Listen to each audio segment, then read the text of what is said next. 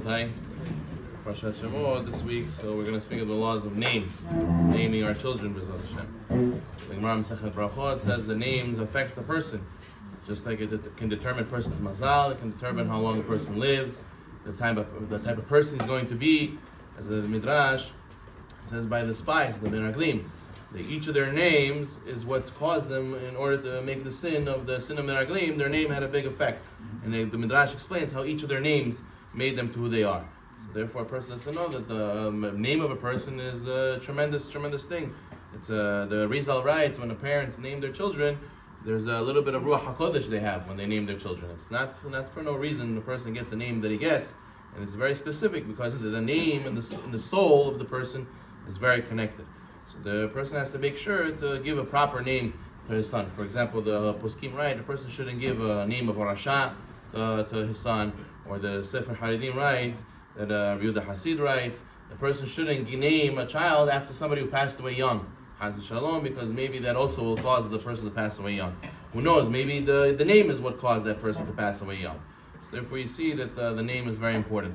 It became a style today to name people after American names or Goyish names. People want to be, make something interesting, make something different. They want to name their son Liam and Oliver and James and all these names. And they changed from what our ancestors were called. And the question is this mutar, is it permitted or not? So many poskim, the Maram Shik, for example, was famous. He said it's a sur to name Goyim's names to your children. He says it's following the ways of Goyim, and it's a sur from the Torah to do that. He says that one of the reasons why the Jewish people were saved from Mitzrayim is because they didn't change their names. They kept the same names that their families always kept. So therefore, that's why they didn't assimilate. They didn't become part of the Goyim. However, many opinions argue the Maram Shik. Moshe Feinstein writes that in the Tshuva that he says it's not asur, but meguneh adavar.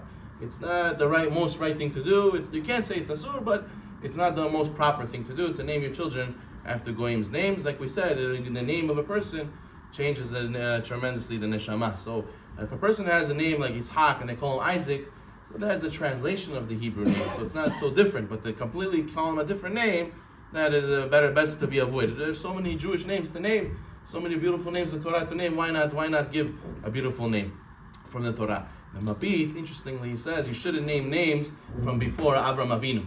Right? Let's say from all the way from Adam to Abraham, you have Shed, you have Hevel, you have all these Noah, all these things.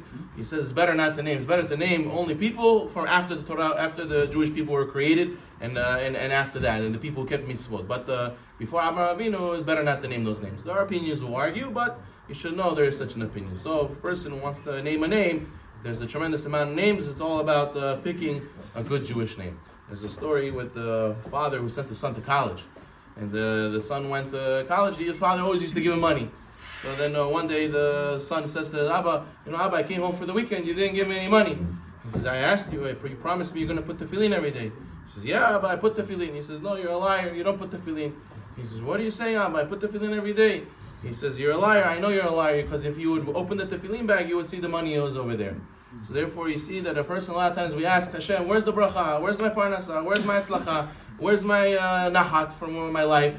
Hashem says, if you were to open the mitzvah, you open the bag for where the mitzvah is, you would see the bracha over there. But you know why you don't see the bracha? Because you didn't go and take the opportunity of the mitzvah. You should also to always be the receiver, to always